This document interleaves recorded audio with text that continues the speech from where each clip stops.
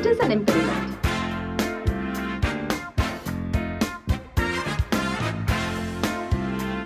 It is a blocker that's impeding the product development progress, but the Scrum team is unable to resolve it on their own, for whatever reason.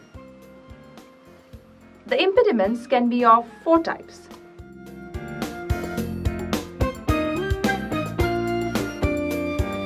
Based on who has the control and ownership of them. Some issues are in the control of the development team, and they have the ownership of these issues. These are team issues. Some issues are in control of product owner, and they have the ownership of them. These are product management issues. Some are in control of both the team and the product owner, and they both have the ownership of it. These are collaboration issues.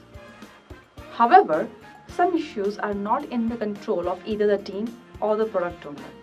These are systemic issues. As a Scrum Master, you need to work with the right set of people to help the Scrum team resolve these impediments.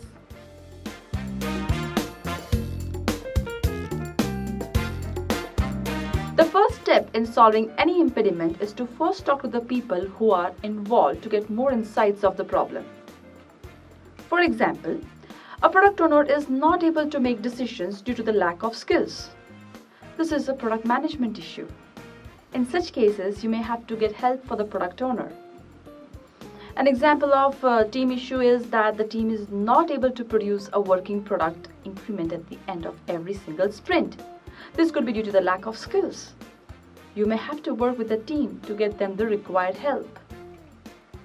An example of a collaboration issue is the Scrum team runs into dependencies often during the sprint and miss the deliverables as a result. Both the product owner and the team have the ownership and control of this.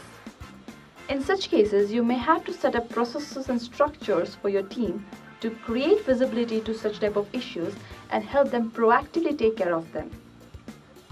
If the issues are like the team is forced with a fixed set of deliverables every sprint because of the fixed bid contracts, or if the product owner is not available due to the management's decision to have the product owner work on a new product altogether, then these are systemic issues.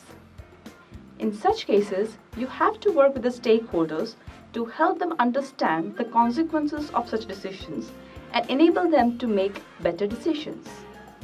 As a Scrum Master, to be effective, it is important that you first identify the type of impediment and then work with the right people to enable them to resolve it.